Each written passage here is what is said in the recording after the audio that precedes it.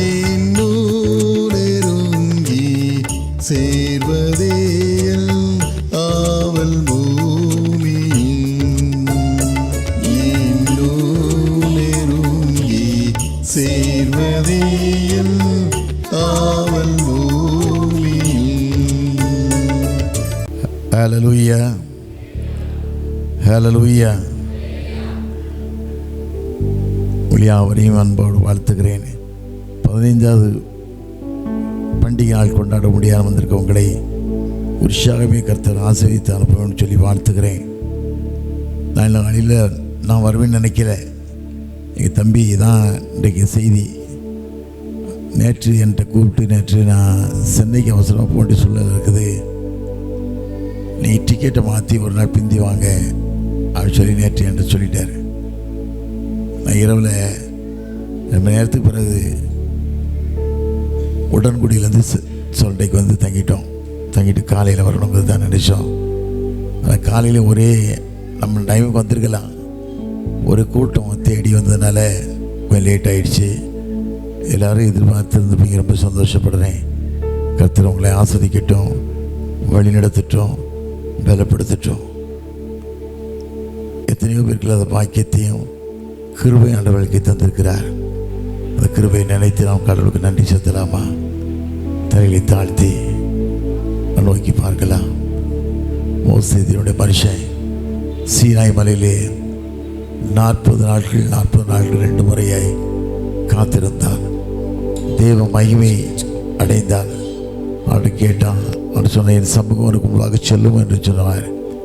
ஆண்டவரே, உங்கள் சமூகம் எனக்கு முன்பாக செல்லாவிட்டால் இந்த இடத்துக்கு அழைத்து செல்ல வேண்டாம் என்று சொல்லி ஆண்டவர் கேட்டான். ஆண்டவர் அழைத்து சென்றார். அந்த கிருபை நம்மளை தாங்கணும், வழி எடுத்துட்டோம். நோக்கி பார்க்கலாமா? அது தேவ மகிமை நம்மை இறங்கும்படியாய் ஆண்டவரே கிருபைகளோடு சூழ்ந்து கொள்ளும்படியான கிருபை கேட்கலாமா? சீனாய் மலையினிலே இறங்கி வந்தவரே, சீனாய் மலையினிலே இறங்கி வந்தவரே, தாகம் தீர்க்கவாரும் இந்த வேளையிலே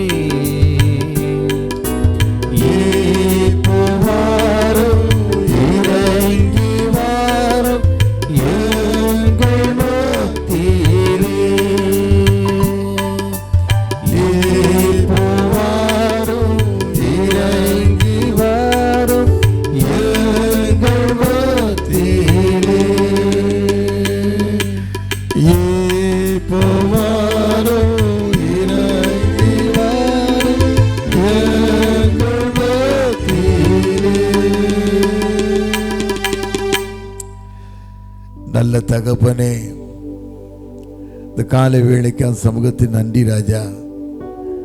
எத்தனையோ பேர்கள் அந்த பாக்கியத்தையும் கிருபையும் வாழ்க்கையை தந்தீங்கப்பா. இந்த கிருபைகளுக்காக கூட நன்றி சுவாமி. பாதுகாத்து கொண்டீங்க, பலப்படுத்தினீங்க. 14 ஆண்டுகள் கரம் பிடித்து நடத்தி 15வது ஆண்டு காணபடி அந்த பிள்ளைகளுக்கு தந்திருக்கீங்கப்பா. அந்த பாக்கியத்திற்காக நன்றி சுவாமி. நானும் என் வீட்டாரும் என்றால் கர்த்தரையே சேவிப்போம் என்று சொல்லி வேதத்தில் வாசிக்கிற பிரகாரம் ஆண்டவரே, இந்த பிள்ளைகள் உண்மையாக சேவிக்க கிருபை தாங்க, காத்துக்கொள்ளுங்க. அடியை மறைத்து வெளிப்படுங்க. இயேசுவின் நாமத்தில் ஜெயங்கிடிக்கிறேன் நல்ல பிதாவே.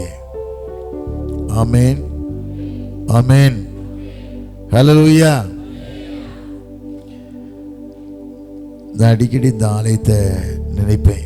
காரணம் கேட்டால், இந்த ஆலயம் ஆரம்பித்த நாள்லேருந்து தம்பி ஜெயக்கொடி காலையில் மணி அடித்து சாயந்தரம் மணி அடித்து ரெக்கார்டு போட்டு சில காரியங்களை பார்க்கும்போது அடிக்கடி நினைப்பேன், ஒரு ஆர்வத்தை அவன் வாலிப நாட்களாண்டு கொடுத்து கிருபையாண்டவர் பயன்படுத்தினார். ஏன்னா எனக்கு பக்கத்து ஊர் எங்கள் சித்தி ஊர், என் அம்மாவோட தங்கச்சி ஊர். அதை நினைப்பேன். அது மாத்திரமல்ல, இந்த பகுதி எங்கள் தோட்டம், எங்கள் தோட்டம் எங்கள் மாமா தோட்டம். நம்ம வசதியான நாளில் இல்லை, எப்படியோ பிழைச்சோம், எப்படி வாழ்ந்தோம். அப்போ தோட்டத்தை நினைக்கும் போது ரொம்ப வேதனையாக இருக்கும். எப்படியோ வாழ்ந்து எக்ஸத்தை ஒருத்தர் இருந்தால் இறந்துட்டாங்க. அவங்க நேசிப்பு அப்படியே நேசிப்பெல்லாம் பார்க்கும்போது ஏழையாக வாழ்ந்தாங்க. அதான் கஷ்டம்.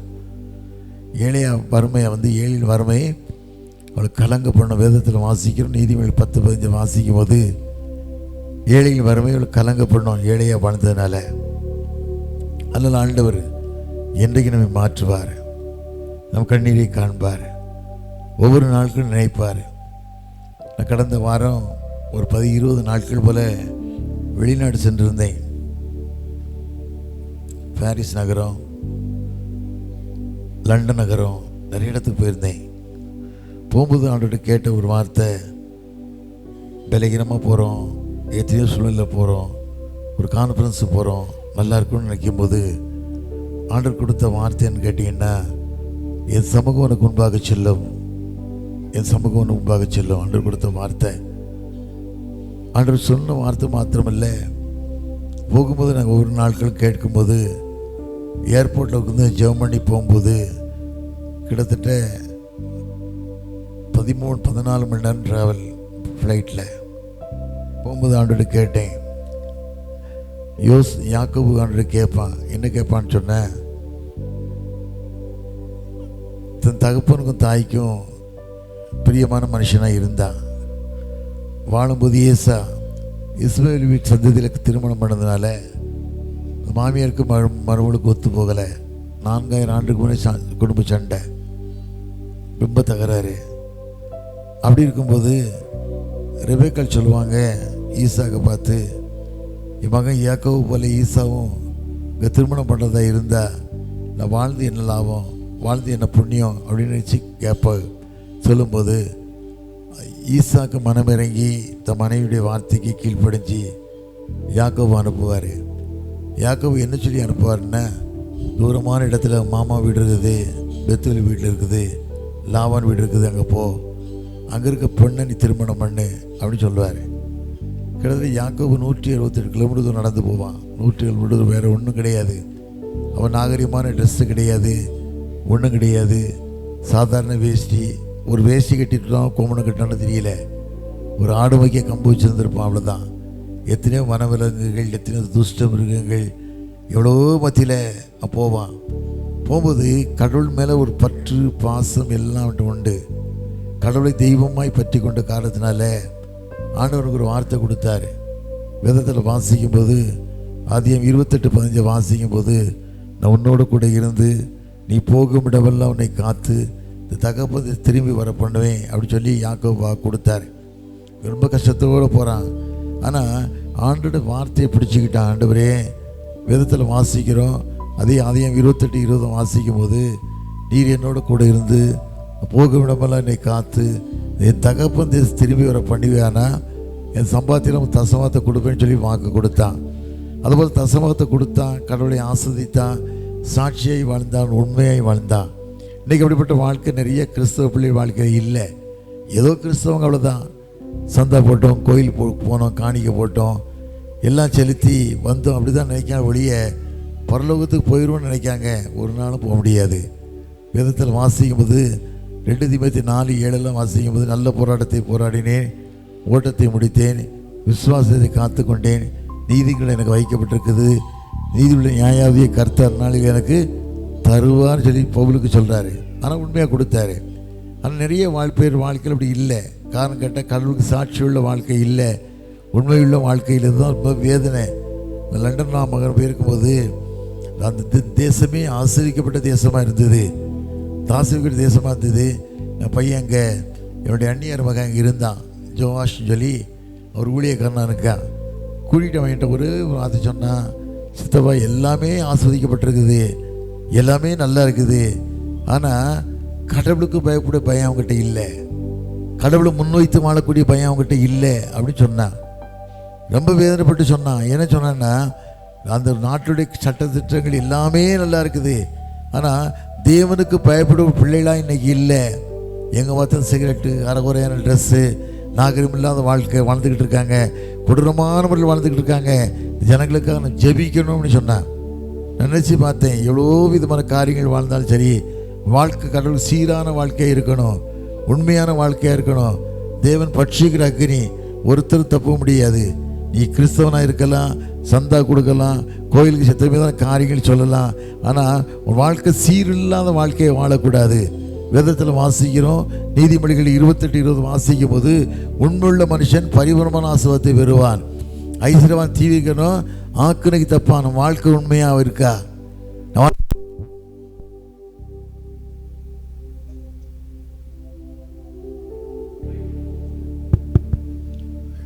நம்ம வாழ்க்கை தேவனுக்கு பிரியமான வாழ்க்கையாக இருக்குது. அதை யோசித்து பார்த்து வாழணும்.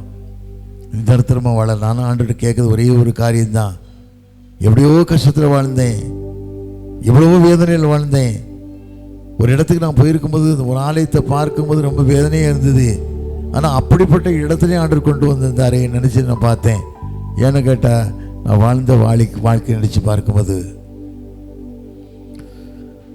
ஒன்றுமில்லாத வெறுமை நிலையில் உதவுவாரற்று போகையில், ஒன்றுமில்லாத வெறுமை நிலையில் உதவுவாரற்று போகையில், கண்மலை திறந்து தண்ணீரை சுரந்து, கண்மலை பிளந்து தண்ணீரை சுரந்து, தாகம் தீர்த்த தயவை,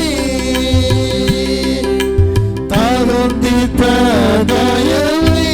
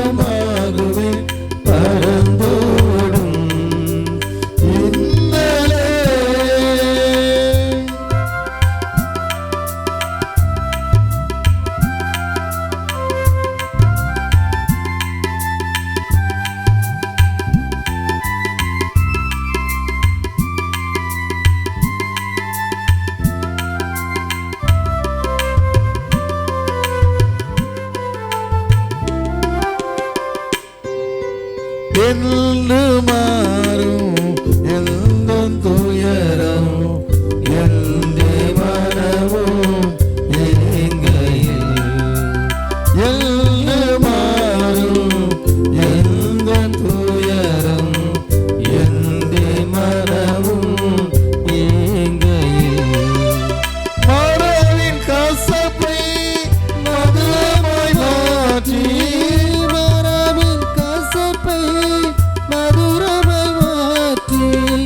மகிழ்வித்த மகிழ்வனையே மகிழ்வித்த மகிழ்வனையே பாடுவேன் பரவசமாகுவேன் பரந்தோடும் இன்னலே.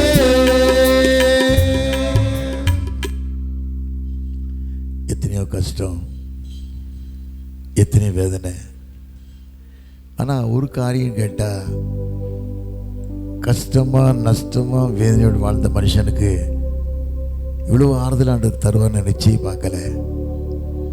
நாங்கள் 4 சகோதரர்கள் எல்லாருக்கும் தெரியும். எவ்வளோ கஷ்டப்பட்டு சென்னைக்கு போனோம் எல்லாருக்கும் தெரியும். எப்படி சாப்பிட்டோம், எப்படி வளர்ந்தோம், எப்படி ஒன்றும் இல்லாமல் வாழ்ந்தவனுக்கு எல்லாருக்கும் தெரியும். பெரிய பணக்காரனாக கூடி சொன்னாலும் போகலை. கந்து அணிஞ்சு வேதனையோட ஒன்றுமில்லாத நிலையில் வெறுமையான நிலையில் ஆண்டு கொண்டு வந்தார். கொண்டு வந்தது மாத்திரமில்லை, வேதத்தில் வாசிக்கும் உபாகம் 1:11 வாசிக்கும் போது இன்றைக்கு இருப்பதை பார்க்கலாம் 1000 மடங்கு ஆண்டவர் ஆசீர்வதிச்சார். அந்த கிருபையை நான் நினச்சி பார்ப்பேன். அந்த கிருபையை நினச்சி நான் பார்ப்பேன். ஒவ்வொரு நாட்களும் நினச்சி பார்க்கும்போது எத்தனை ஆனந்தம், எத்தனை சந்தோஷம். யாருக்கும் கிடைக்காத ஒரு பெரிய பாக்கியம். எனக்கு திருச்சபைக்கும் சம்பந்தம் இல்லை, ஆனால் திருச்சபை கட்டணும் ஒரு ஆசை எனக்கு. திருச்சபையில் நிறைய கட்டணும், திருச்சபை ஆலயங்கள் கட்டப்படணும், பள்ளிக்கூடங்கள் நிறைய கட்டப்படணும், நிறைய விதமான ஏழை மக்களோட வாழ்க்கை உயரணும். இதுக்கு தான் என்னுடைய சிந்தனை, எண்ணங்கள். என்னுடைய பிரதர்ஸுக்கு எல்லாரும் அந்த எண்ணம் தான். என் 4 பிரதர்ஸுக்கும் ஆண்டவர் கொடுத்த இயல்பான இறுதியும் அதுதான். எல்லாரும் நல்லா இருக்கணும். பார்த்து வேதத்தில் வாசம்ல சுவிசேஷ வேதவரத்தை வாசிக்கும் போது, அப்போஸ்தலர் 21 லூக்கா 21 வாசிக்கும் போது எல்லாரும் காணிக்கப்படுறாங்க.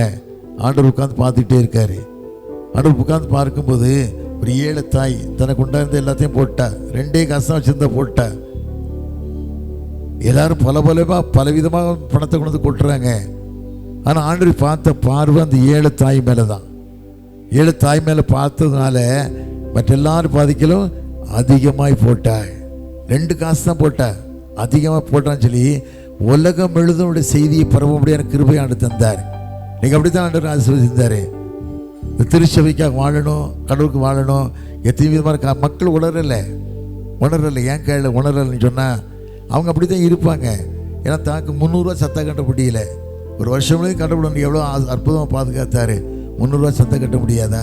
இன்னொருத்த கட்டி நீ போய் அவனுக்கு ஓட்டு போட்டு உன் சீரழிக்கணுமா? இது ஒரு வாழ்க்கை தேவையா? ராயனுக்கும் தேவனுக்கு செலுத்தின வேதத்தில் வாசிக்கும் இல்லை. நீ தேவனுக்கு கொடுத்து பாரு. வேதத்தில் வாசிக்கும் மலியா 3:10 வாசிக்கும் போது, என் ஆலயத்தில் ஆகாரம் உண்டாயிருப்பது உன் தசமாதம் கொண்டு வந்து போடு. வானத்தின் பலகையை திறந்து உன்னை இடம் கொள்ளாமல் போக மட்டும் உன்னை ஆசீர்வாதம் இருப்பேன் சோதித்து பாடு சொல்றாருல்ல. வார்த்தைக்கு கீழ்ப்படிந்த மக்களாய், சாட்சியுள்ள மக்களாய், மகிமை செலுத்தக்கூடிய மக்களாய் வாழும்போது உன் கண்ணீர் ஆண்டவர் பார்க்கிறார். உன் கண்ணீர் ஆண்டவர் பார்க்கிறார். ஏனையா இருக்கணும் வாழாத. தரித்திரமாக என்னோட தரித்திரம் வாழ்ந்த மனுஷன் உலகத்தில் கிடையாது. என்னோட தரித்திரம் வாழ்ந்த மனுஷன் உலகத்தில் யாரும் இருக்க முடியாது எங்களை விட. அவ்வளோ கஷ்டம். ஆனால் வேதத்தில் வாசிக்கும் லூக்கா 10 கடைசியை வாசிக்கும் போது, மரியாள் தன்னை விட்டு ஈடுபடாத நல்லவங்க வாழ்க்கையில் தெரிந்து கொண்டு போல என் தாய் தெரிந்து கொண்டாள். என் தாய் தேவனுடைய பருவத்தில் காத்திருந்து ஜெபித்து ஆண்டவர் பெரிய ஒரு கிருபை தந்தார். தேவனுடைய வாழக்கூடிய கிருபை தந்தார். தேவனுக்கு சாட்சியை வாழக்கூடிய மகிமையான வாழ்க்கையை வாழும் சொல்லி தன் பிள்ளைகள் வாழும் செழிக்க வேண்டும், ஏழை மக்கள் வாழுவேன்னு சொல்லி கண்ணீரோடு இரவும் பகலும் ஜெபிக்கக்கூடிய தாயாய் வாழ்ந்தார்கள். அந்த நிலைமை தான். அப்படியோட ஜெபிக்கும் பிள்ளைகளுக்கு ஜெபிக்கிறியா? உங்கள் குடும்பங்களுக்கு ஜெபிக்கீங்க, பிள்ளைகள் வாழ்க்கையை ஜெபிக்கீங்களா? நினைச்சு பார்க்கணும். அருமையான தம்பி உபதேசியார் தம்பி இருக்கா, பழைய தம்பி, கை கால் செயல்பட முடியாமல் வேதனையான். அதிகமான நேரத்தில் நினைச்சு அவருக்கு ஜெபம் பண்ணுவேன். ஆண்டவரே, ஏன் இந்த மனுஷன் இந்த பாடு, ஏன் இந்த மனுஷன் வாழ்க்கை பாடு, வேதத்தில் வாசிக்கும் போது யோவான் 9 வாசிக்கும் போது ஒரு பிறவி கூட கொண்டு வராங்க. ஆண்டவர் கொண்டு வந்து இது யார் செய்த பாவம், இவர் செய்த பாவமா இன்னொரு செய்த பாவம்னு கேட்காங்க. சில பேர் நினைக்காம என்ன பாவம் செய்தானோன்னு நினைப்பாங்க. யாரும் பாவம் செய்யல. ஆண்டவர் மேல் சித்தம் வைத்து நீ வாழும்போது, தேவனுக்கு மகிமையா செலுத்த வாழும்போது, ஆண்டு சொன்ன ஒரே ஒரு வார்த்தை, தேவனுடைய கிரியை வெளிப்படும்படிக்கா இப்படி பிறந்தான். ஒருவேளை தேவனுடைய கிரியை வெளிப்பட முடியாத, ஒருவேளை ஆண்டு சுதந்திருவார்ல. 38 வருஷமா பிரதேச மனுஷன் படுத்திருந்தான். யோகத்தில் வாசிக்கும், யோவான் 5 வாசிக்கும் போது பிரதேச குளத்தில் மனுஷன் படுத்திருக்கான்ல. குளம் எப்பவும் கலக்கப்படுவோம் நினைக்கான். இந்த இடத்துக்கு நான் பலமுறை போயிருக்கேன். இஸ்ரேமில் இயேசுல ஆட்டு வாசனை இருக்கு, 5 மண்டபம் உண்டு. நீங்கள் அது பெரிய ஆலயம் கட்டப்பட்டிருக்குது. அந்த பிரதேச குளம் இன்னும் இருக்குது. ஒரு அடையாளத்துக்காக, ஆண்டவர் உயிரோடு இருக்க என்பதை காண்பதற்காக, ஒரு சாட்சியாக வாழ்க்கை வாழ்வதற்காக அந்த மண்டபம் இன்னும் அந்த இடத்துல இருக்குது.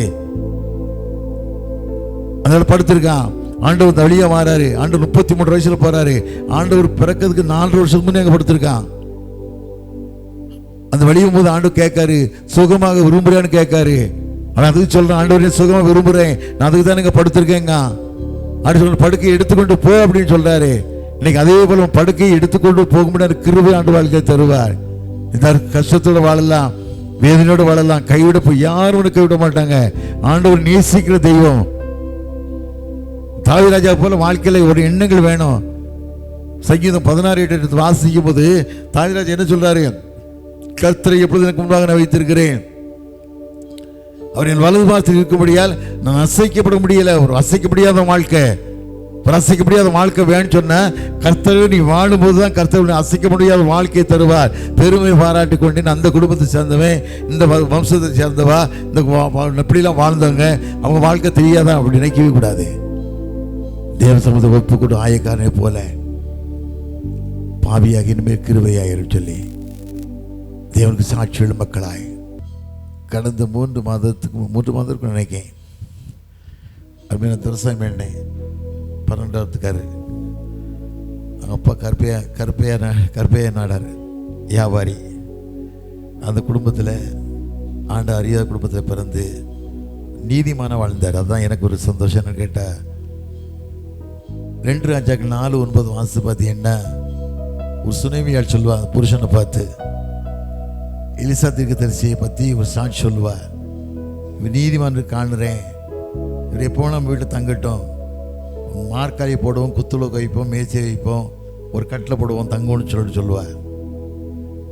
அதை போல் ஒரு நீதிமான் அவரை நினச்சி பார்த்து நான் வரும்போது, நான் சென்னையில் இந்த மாதிரி கோட்டூர்புரத்தில் பேச போகிறேன்னே, நீங்கள் வர முடியுமான்னு கேட்டேன். ஒரு ஆலயத்தில் உட்காந்துருக்காரு, செய்தி கேட்டுக்கிட்டு இருக்காரு. என் ஃபோனு கேட்ட உடனே வந்துட்டார். இன்னைக்கு ஒரு சில நீதிமான்கள் இருக்க போய் தான் நம்ம தேசம் பாதுகாக்கப்படுது. ஆண்டவர் அறியாத குடும்பத்தில் பிறந்து ஆண்டவர் அறிஞ்சு ஒரு மகிமையான வாழ்க்கை, ஒரு மனைவி இடையில் எடுத்துக்கொள்ளப்பட்டாங்க. அது கடவுள் சித்தப்படி எடுத்துக்கொள்ளப்பட்டாங்க. 2 பிள்ளைகளும் கண்களுக்கு முன்பாக வேதத்தில் வாசிக்கும் இல்லை, சங்கீதம் 128 வாசிக்கும் போது, கர்த்தருக்கு பயந்து ஒரு வழி நடக்க பாக்கியவான், உன் கைகளின் பிரயாசத்தை சாப்பிடுவாய், உனக்கு பாக்கியம் நன்மை உண்டாயிருக்கும்.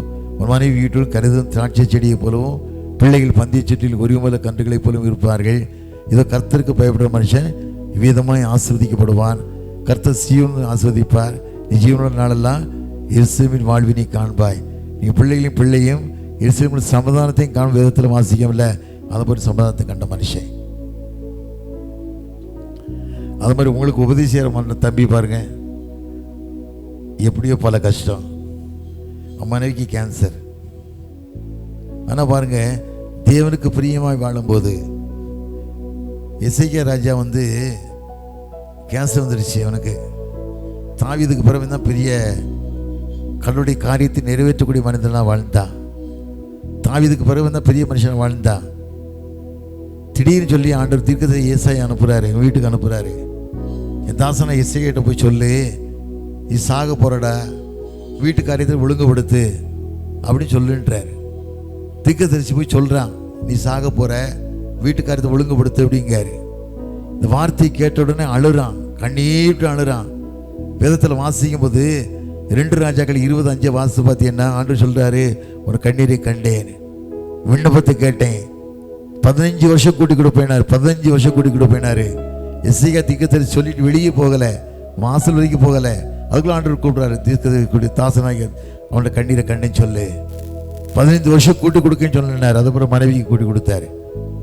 பொய் சொல்ல மனிதன் அல்ல, மனமரம் அனுபவத்திடம் அல்ல, சொல்லியும் செய்யாது இருப்பார். நீ வேதனையில் வாழ்ந்துக்கிட்டு இருக்கலாம், நீ கஷ்டத்தோடு வாழ்ந்துக்கிட்டு இருக்கலாம், தருத்தத்தோடு வாழ்ந்துக்கிட்டு இருக்கலாம், எப்படிப்பட்ட நிந்தனோடு வாழ்ந்துக்கிட்டு இருக்கலாம். வால்பாறைக்கு போயிருந்தேன். வால்பாறைக்கு ஒரு கன்வென்ஷனுக்கு போயிருக்கும்போது பெரிய ஆலயம் வால்பாறையில், திருச்சி தஞ்சை டைஸ்புரியது, திருச்சி பேராயர் பிஷப் வந்துருந்தாங்க, எல்லாம் வந்துருந்தாங்க. ஒரு மகளை கொண்டாந்து சேர் போட்டு நடுவில் உட்கார வச்சுருந்தாங்க. 3 பிள்ளைகள். அவளுக்கு வயிறு பெருசாக வீங்கி 4வது ஸ்டேஜ் கேன்சர். 4வது ஸ்டேஜ். சாப்பிட முடியல, ஒன்றும் செய்ய முடியல. அழுதுகிட்டே இருக்கா. எனக்கு கொடுத்த வார்த்தை ஆண்டுக்கு சொன்னது, இசைக்க ராஜாவுக்கு சொன்னார்ல, 15 வருஷம் கூட்டி கொடுப்பேன்ல.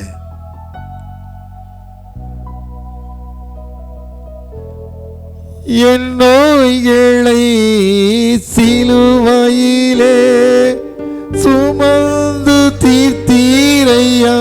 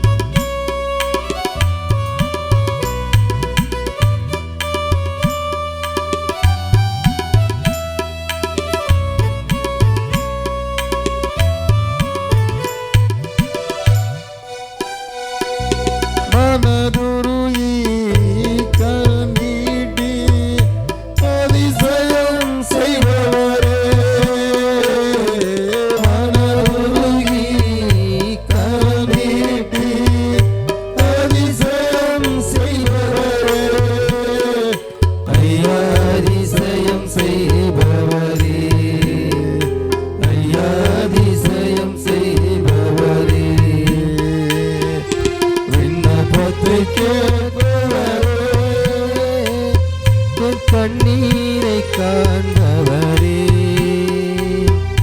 சுகம் தருபவரே, ஸ்தோத்திரம் இயேசுவே.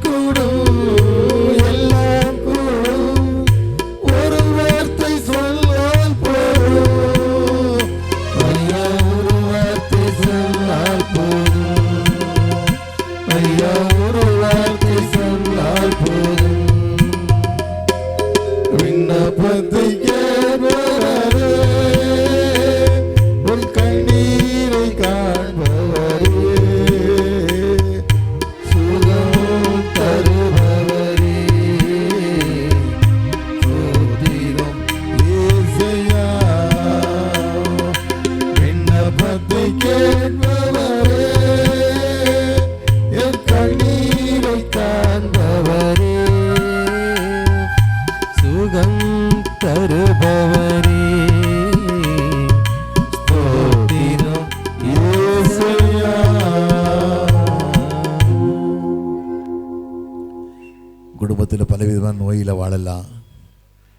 கஷ்டத்தில் வாழலாம், தரித்திரத்தில் வாழலாம்.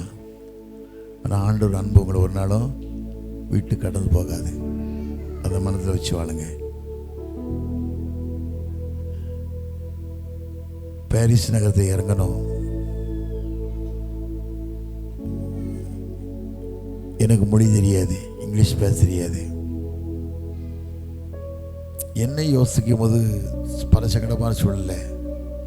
ஸ்ரீலங்கா சேர்ந்த ஒரு மகள் வந்தா. அவள் திடீர்னு பார்த்து எனக்கு தமிழ்நாடு கேட்டா. ஆமாண்ணே. என்ன திணறீங்கன்னு கேட்டா. இப்படி விஷயமாண்ணே. உடனே எவ்வளோ பெரிய கிருவை பார்த்தீங்களா. அது ஒரு காலத்தில் ஃப்ளைட்டை பார்க்கணுன்னு ஆசைப்பட்டா மாட்டு வண்டியில் ஏறி புளியம்பத்தில் ஏறி எப்படி ஃப்ளைட்டுன்னு பார்த்து கூட கிருவு காண்டு தந்தார். இன்றைக்கி உலகம் முழுவதும் சுத்தப்பட கிருவை தந்தார்ல. காரணம், தரித்திரத்திலும் செத்த நாயிலும் கேவலம் வாழ்ந்த ஆண்டவர் என்ன உயர்த்தினார்னா உங்கள் வாழ்க்கை உயர்த்த மாட்டாரா? ஆனால் உண்மையாக மட்டும் வாழுங்க, உண்மையாக மட்டும் வாழுங்க. விதத்தில் வாசிக்கும் போது 2 தீமோத்தேயு 2:3 வாசித்து பார்த்தீங்கன்னா 3:5 யாரும் சத்தம் வாசிப்பீங்களா? யாரும் சத்தம் வாசிப்பீங்களா? சத்தமா மைக்கில் வாசிக்கலாமா? மேலும் கடைசி நாட்களில் கொடிய காலங்கள் வரும் என்று எண்ணுவாயாக.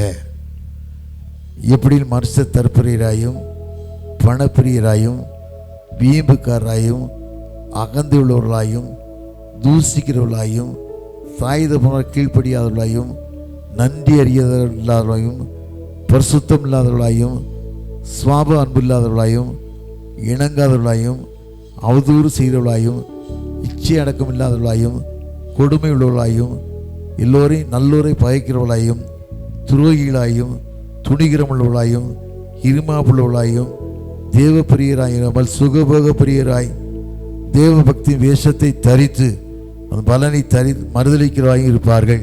விடுபட்டவர்களை விட்டு விலகு. இதுதான் வார்த்தை. எப்படிதான் நடந்துக்கிட்டு உலகத்தில் ஊழியக்காரர் இருக்கான், பெரிய தலைவராக இருக்காங்க, பண்டெல்லாம் துரோகம். துரோகம் மட்டும் இல்லை, சாட்சி இல்லாத வாழ்க்கை. ஆண்டு பட்சிக்கிற அக்னி ஒருத்தரை சுமட மாட்டார். இஸ்ரேல் ஜனங்கள் வந்து கடவுளுக்குறமான பாவத்தை பண்ணாங்க. ராஜாக்கள் கடவுளுக்குறமான பாவத்தை பண்ணாங்க. யூரோபியன் ராஜா வந்து ஆண்டவர் சாலமன் மேலே கோபத்தினால 12 கொத்தத்தை பிரித்து 10 கொத்தை யூரோபியன் கையில் கொடுத்தாரு. அவன் கடவுளுக்கு விரோதமான பாரத்தை செய்தான், பாவத்தை பண்ணான், மேல்மேலும் பாவத்தை செஞ்சான். ஆனால் ஆண்டவர் சொன்ன வார்த்தை அழிப்பேன்னாரு. அழிப்பது மாத்திரமல்ல, சந்ததி சாபத்துக்குள்ளா மாறிடுச்சு. மகன், ஒரே மகன் வியாதியில் படுத்துட்டான், எழும்ப முடியல. அவன் கூப்பிடுவன் சொல்கிறான், நான் அந்த தேசத்தில் ராஜாவான்னு சொன்னேன். ஒரு மனுஷன் தீர்க்கதரிசி ஐயா அந்த இடத்துல இருக்காரு, அவர்கிட்ட போ, உனக்கு என்ன சொல்வாரோ சொல்வார் அப்படின்ட்டான். மனைவிட்ட அவன் சொல்லும்போது அவன் சொல்கிறான், நீ வந்து இரவியான் மனைவின்னு சொல்லாத, வேஷம் மாறி போன்ட்டான், தந்திரமாக போன்ட்டான், கள்ளத்தனமாக போன்ட்டான். இவன் வேஷம் மாறி போகிறா. 10 பணியாரங்கள், தேன், கலச தேன் எல்லாத்தையும் எடுத்துகிட்டு போகிறா. ஆண்டர் பட்சிக்கு அக்னி இல்லை. உலகம் அவருடைய கண்கள் உலகமும் சுற்றிக்கிட்டு இருக்குமில்ல. யாரும் பாவம் பண்ண முடியாது, யாரும் தப்ப முடியாது. பாவம் பண்ணிட்டு போயிடுவான். அவனுடைய கண்ணு சமூகத்தோடு தப்ப முடியாது. அப்படிப்பட்ட உண்மையுள்ள தெய்வம், உண்மை உள்ள தெய்வம், இன்றைக்கு நேசிக்கிற தெய்வம். இன்னைக்கு அப்படிப்பட்ட தெய்வம் இருக்கிறனால தான், அப்படி உண்மையான ஆண்டவர் வாழ்றதுனால தான் இன்னைக்கு மனுஷனாக வாழ முடியுது. எத்தனையோ பாடுகள், எத்தனையோ கஷ்டங்கள், எத்தனையோ வேதனைகள், அப்படி இருந்தாலும் தேவன் நம்மளை பட்சிக்கிற அக்னியாய் ஒவ்வொரு நிமிஷம் பாதுகாத்து கொண்டு வருகிறார். வேஷம் மாறி போறா. ஆனால் ஆண்டவர் அங்கே பேசுறாரு. திகசி ஐயாடு சொல்றாரு, இவரே மனைவி தன் பிள்ளைக்கு நடக்கக்கூடிய சம்பவத்தை பார்க்க கொண்டு கேட்க விசேஷம் கேட்க வாரா. உங்ககிட்ட வரும்போது வேஷம் மாதிரி வருவா, தான் மனைவின்னு சொல்ல மாட்டா, வேஷம் மாதிரி வரணும் ஆண்டு சொல்றாரு. காரணம், ஐயாவின் கண்கள் வயதான காலத்தில் மங்கி போயிருக்குது, பார்க்க முடியல. அவன் காலடி சத்தத்தை கேட்ட உடனே தீர்க்க சொல்றாரு. ஐயா சொல்றாரு, யூரோபிய மனைவியே நீ உள்ளே வா, நீ உள்ளே வா, உனக்கு நான் உண்மை சொல்ல வந்த, பொய் சொல்ல வரல, உன் மகன் செத்து போவான் அப்படின்ற ஒரே சாட்சி சொல்ற. இன்னைக்கு பட்சிக்கிற அக்னி. நீ கடவுளுக்கு உரமாய் பாவம் பண்ணிட்டு எங்கேயும் போக முடியாது, துரோகம் பண்ணிட்டு எங்கேயும் போக முடியாது. வாழ்க்கை தேவனுக்கு பிரியமான வாழ்க்கையை இருக்கணும். உண்மையான உலகத்தை ஒன்றும் கொண்டு வந்ததில்லை, போகும்போது ஒன்றும் கொண்டு போகிறதில்லை. நீ இவ்வளோ பெரிய மனுஷனாக இருக்கலாம், 10 பிளாட் வச்சுருக்கலாம், 500 கார் வச்சுருக்கலாம், எஸ்டேட் வச்சிருக்கலாம். ஆனால் உன் வாழ்க்கை தேவனுக்கு பிரியமான வாழ்க்கை, சீர்வில்லாத வாழ்க்கையை வாழுமானா ஒரு பக்கம் ஒரு சம்பாத்தியம் கிடையாது, ஒரு லாபம் கிடையாது. வேதத்தில் வாசிக்கும் இல்லை, நீதிமொழிகள் 10:22 வாசிக்கும் போது கர்த்தரின் ஆசீர்வாதமே ஐஸ்வர்யத்தை தரும், வேதனை கூட்டார்.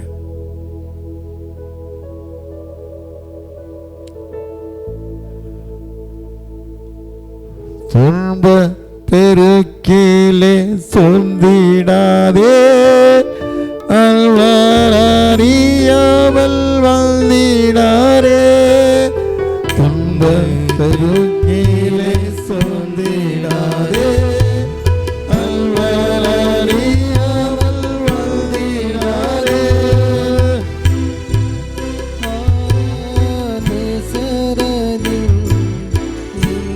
சத்தம்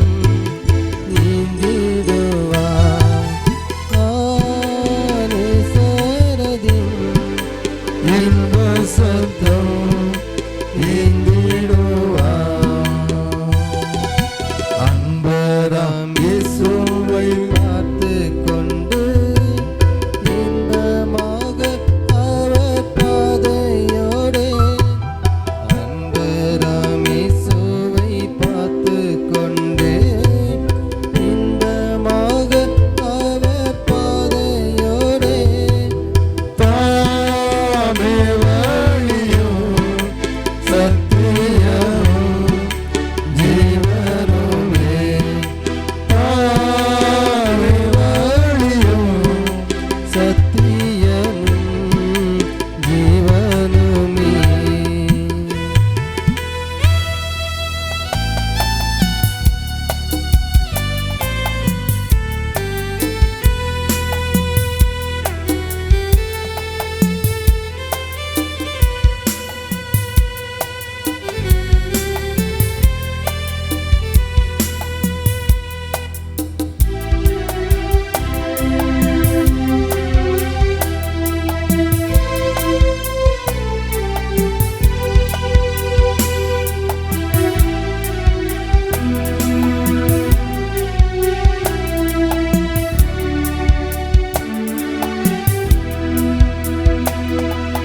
சுற்றிலும் சந்தர சொந்திடேனோ,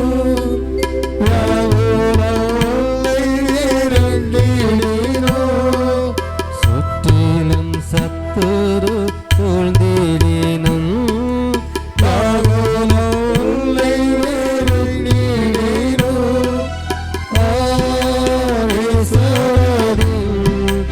இன்ப சத்தம் இந்திடுவார், இன்ப சத்தம் இந்திடுவார்.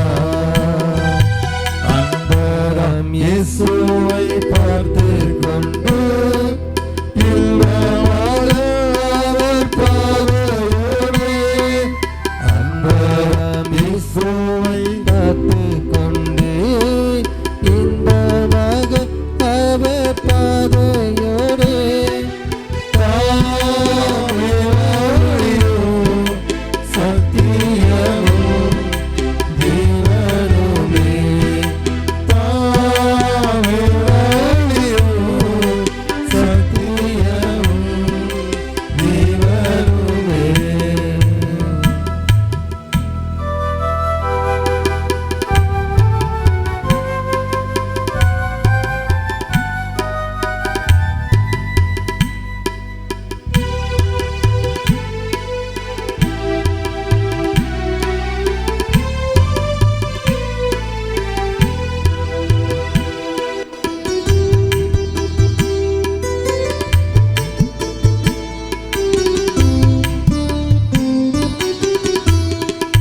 முச்செடி போல பற்றிடுவே, மோசமடையாய் நீ முற்றிடுவே.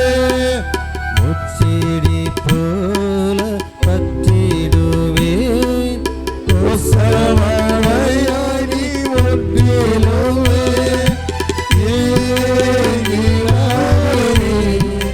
நேசரில் தொங்குவாரே,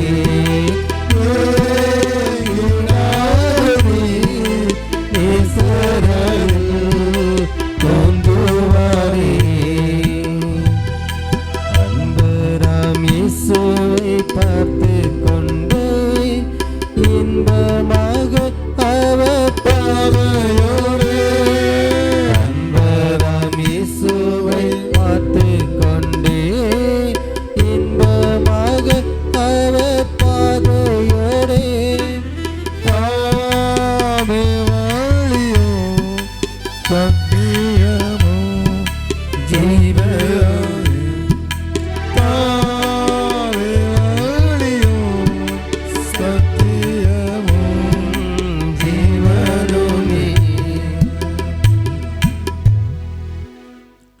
எத்தனை பாடு இருக்கும்போது கர்த்தர் மேல் பாரத்தை வைத்து விடு, அவர் ஆதரிப்பார்.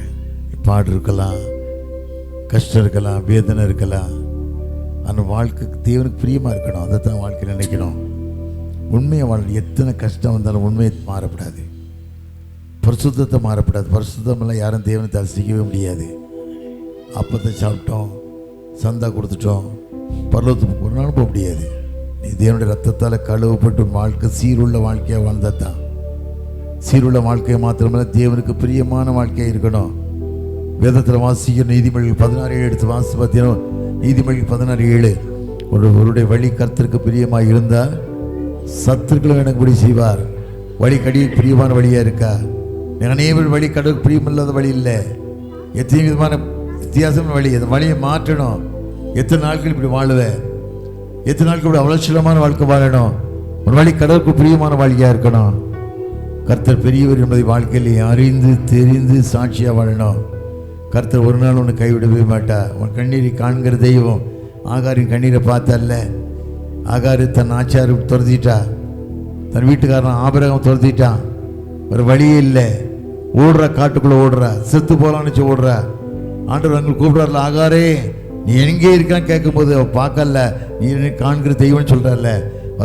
உலகத்தில் உன்னை எல்லாரும் கைவிடலாம், ஒரு கைவிடாத ஒரு நேசர் ஒருத்தர் இருக்காருன்னு சொன்னேன், அவர் தான் ஆண்டவர்.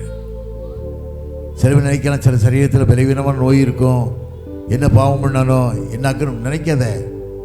தேவன் ஏதோ நோக்கத்துக்கு வச்சிருப்பாரு, ஏதோ திட்டத்துக்கு வச்சிருப்பாரு. அந்த நோக்கத்தை நிறைவேற்றி தருவாரு. உன் நிறைவேற்றி தருவது மாத்திரமல்ல, உன் வாழ்க்கை எப்படி சீரமைக்கணும், பிள்ளைகள் வாழ்வு எப்படி சீராக இருக்கும்னு நினைச்சு ஆண்டு ஏற்படுத்தி தருவார்.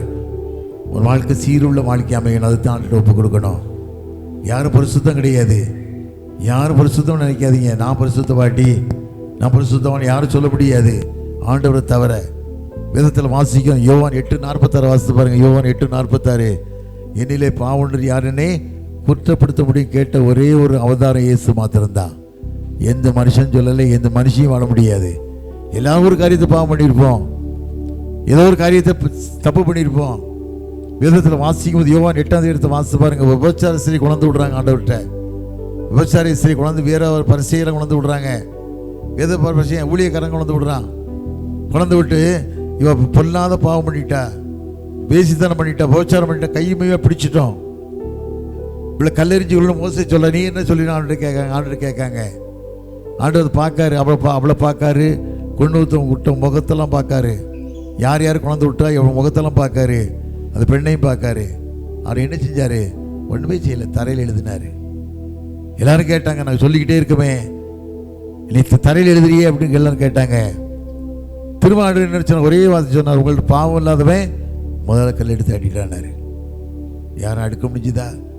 ஆண்டவர் எல்லாத்தையும் அவன் பாவத்தை தரையில் எழுதிட்டார். நான் என்ன தப்பு பண்ணேன், நான் என்ன வேசித்தனம் பண்ணேன், என்ன முள்ள மாதிரித்தனம் பண்ணேன், யாரை ஏமாத்தினேன், அவ்வளோத்தையும் எழுதிட்டார். பார்த்த உடனே கல்லை தூக்கி போட்டு போயிட்டாங்க. அவளும் அப்படியே நினைக்கா. ஆண்டவர் என்ன சொன்ன? ஒரே வார்த்தை, நானும் அவனுடைய ஆக்கினுக்குள்ளாக தீர்ப்பதில்லை, நீ பாவம் செய்யாத போ அப்படின்ட்டார். இனிமே பாவம் செய்யாத, செஞ்சுட்டேன், இனிமே செய்யாத. அதுபோல் வாழ்க்கையில் பலவிதமான போராட்டம் வரலாம்.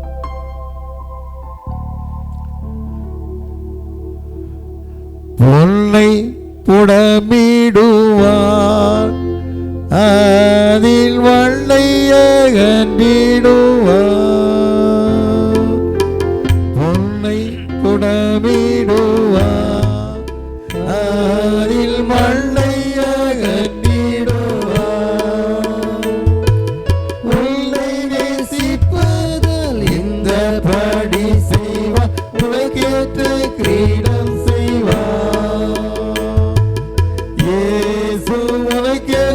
கிரீடம் செய்வார்.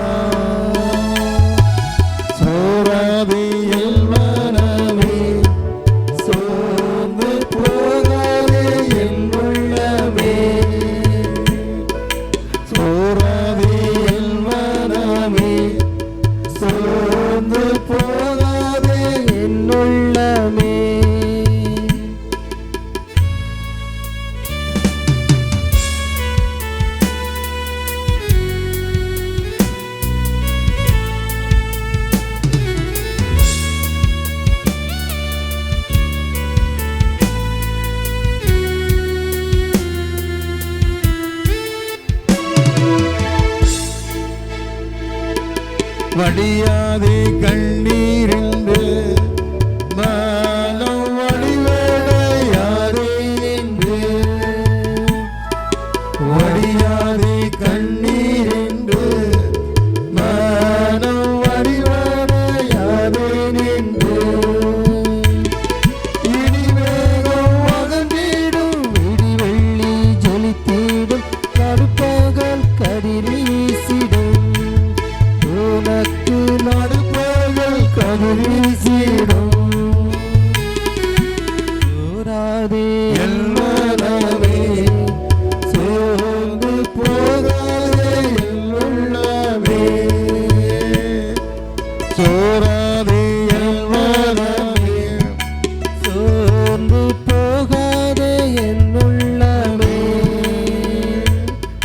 மாறாத கர்த்தரும் பக்கம் இருக்கிய பாராதவர் போலேரா உன்னை பாராதவர் போலேரா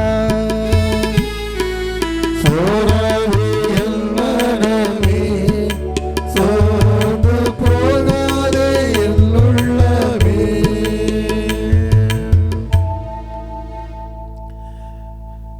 நான் வந்த உடனே கேட்டேன் ஐயாட்ட, ஐயா என்னுடைய 2வது மருமகனுக்கு பங்காளி ஐயா, அதான் எனக்கு சந்தோஷம். ஐயரம்மா பார்த்தீங்கன்னா எனக்கு மூத்த மக எப்படி இருப்பாள் அப்படி தான் இருக்காங்க, அதான் எனக்கு சந்தோஷமாக இருந்தது. ஐயா எவ்வளோ நேரம் பேசணும்னு கேட்டேன். நீங்கள் ஏர்போர்ட்டுக்கு போகணுமா வேண்டாமா? என்னன்னு சொல்கிறேன், 2 சகோதரர் சொன்னாங்க நீங்கள் அவசரம் போகணுன்னு சொன்னாங்களே என்னாங்க போனேன் ஐயானே. ஆனால் ஆண்டு நடத்து வரல, ஆண்டை சரியானது கொண்டு போகல, தப்பவே விட மாட்டேன்ல. யோசனை அதிகமான நேரம் ஆகிட்டதுனால கம்பெனி வேறு இருக்குது, சோறு வேறு திங்கணும், சாப்பாடு வேலை கருதிகள் இருக்குது. தலையில தாளி ஜெபம் பண்ண போகிறோம். ஜெபம் பண்ணுவோம்பா, அவன் நோக்கி பார்க்கலாமா? அது வெளிநாட்டில் பார்க்கும்போது ஒவ்வொரு மனுஷனும் நாய் வச்சுருக்கான், பல கோடி ரூபாய்க்கு நாய் வச்சுருக்கான். நாயை டிஷ் பேப்பர் கையில் கொண்டு வரான், அந்த இடத்த க்ளீன் பண்ணி அவனே கொண்டு போகிறான். சட்டை தைச்சி போட்டு, டவுசர் தைச்சி போட்டு, பாடி தைச்சி போட்டு கொண்டு வரான் அழகழகாக காரில், விலையுந்த காரில். ஒரு நாயை மேய்க்கிறதுக்கு ஒரு அம்மா கூட வந்தான் கொஞ்ச நேரம். அந்த அம்மாவுக்கு எவ்வளோ சம்பளம் கேட்ட, தமிழ்நாட்டு பொம்பளை எழுந்தாள், எவ்வளோ சம்பளம்னு கேட்டேன். 2.5 லட்சம் சம்பளம் நாங்கள் மாதம். வீடே 2 லட்சத்துக்கு மேலே வாடகை, சோறு. ஒரு நாய்க்கு வேலை செய்கிற ஆளுக்கு 10 லட்சத்தில் உழைக்கும். நம்ம நாட்டு ஜனங்கள் எவ்வளோ கஷ்டப்படுறாங்களே, ஜனங்களுடைய கண்ணீர் யார் துடைப்பா? நல்ல ஒரு ட்ரெஸ்ஸு கூட நம்ம நாய்க்கு போடுற ட்ரெஸ் கூட நம்மகிட்ட இல்லையே நினச்சி நான் பார்த்தேன். அந்த தேசம் அப்படிப்பட்ட மாற்றங்கள் உங்கள் வாழ்க்கையில் தருவார். நீ ஆண்டுகிட்ட கேட்கும்போது, நீ கடவுள் சமூகத்தில் கண்ணீரோடு நிற்கும்போது, என் தரித்திரத்தை மாற்றின தெய்வம், என் கஷ்டத்தை மாற்றின தெய்வம் கண்ணீரை மாற்ற மாட்டாரா? நிச்சயமாக மாற்றுவார். தள்ளி தாழ்த்தி ஜெபம் பண்ணுமா, நோக்கி பார்க்கலாம். கர்த்தாவே, ஆன்மீர் கரம், ஆஸ்வதிக்கப்பட்ட கரங்களோடு இருக்கட்டும் கேட்கலாமா? கேட்கலாமா? கண்டுன்னை அழைத்தவர் கரமதை பா, அவர் கைவிடாதிருப்பா. கண்டுன்னை அழைத்தவர் கரமதை பார், அவர் கைவிடாதிருப்பா.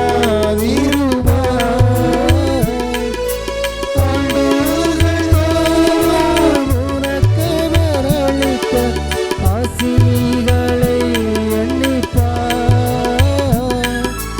ஆண்டுகள் தோறும் உனக்கு